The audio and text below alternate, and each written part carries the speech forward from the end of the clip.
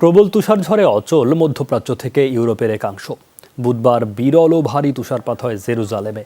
একদিনের জন্য বন্ধ অঞ্চলটির সব শিক্ষা প্রতিষ্ঠান।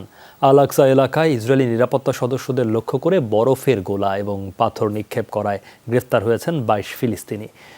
দুর্ভোগে গ্রিস ও তুরস্ক। দেশগুলোর পরিস্থিতি মোকাবেলায় নেওয়া হচ্ছে সামর্থ্য অনুযায়ী পদক্ষেপ। মসজিদ প্রাঙ্গণে আনন্দ উৎসবের মূল কারণ তুষারঝড়। বহুদিন পর ১.৫ ফুটের মতো তুষারপাত হয়েছে এলাকাটিতে, তাই খুশি বহিঃপ্রকাশে রাস্তায় নেমে আসেন ফিলিস্তিনিরা। বরফগোলা ছুঁড়ে প্রকাশ করছিলেন অভিব্যক্তি। অনেকেই উঁচুতে ওড়ান ফিলিস্তিনের পতাকা। এরই মাঝে ইসরায়েলি নিরাপত্তা সদস্যদের লক্ষ্য করে পাথর নিক্ষেপের অভিযোগে গ্রেফতার হন অনেকে। বৃহস্পতিবার অঞ্চলটির সব শিক্ষা প্রতিষ্ঠান বন্ধ, অফিস আদালতও চলবে ঘর থেকেই। দ্রুত বরফ অপসারণের মাধ্যমে আন্তর্জাতিক বিমানবন্দর পুরোপুরি চালু করতে তৎপর ইস্তাম্বুল। বুধবার সীমিত পরিসরে কিছু ফ্লাইট চলাচল শুরু হলেও রয়ে গেছে ভোগান্তি। ২৯ বছর পর এতটা বরফ পড়ায় কিছুটা বিপর্যস্ত আনাতোলিয়াও। চূড়ান্ত দুর্ভোগে পড়েছে তুর্কি শহরগুলোর বাসিন্দারা।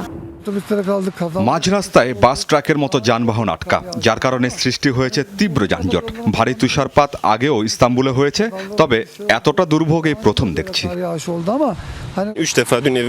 গতরাতে ৩ বার বাড়ি যাওয়ার উদ্যোগ নিয়েছিলাম, কিন্তু মাঝপথ থেকেই ফেরত আসতে হয়েছে অফিসে।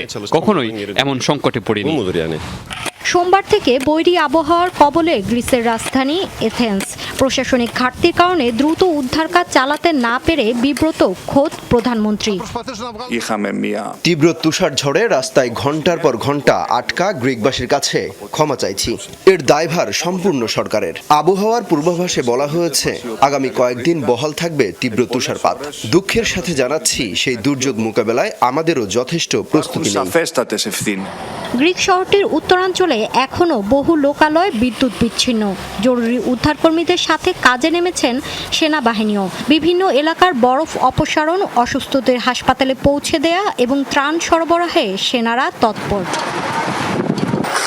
মৌলি ইসলাম, যমুনা নিউজ। সিলন ফ্যামিলি ব্লেন্ডের কড়ালিকার আর সতেজ স্বাদের পারফেক্ট ব্লেন্ডে স্বপ্নেরা মেলুক টানা।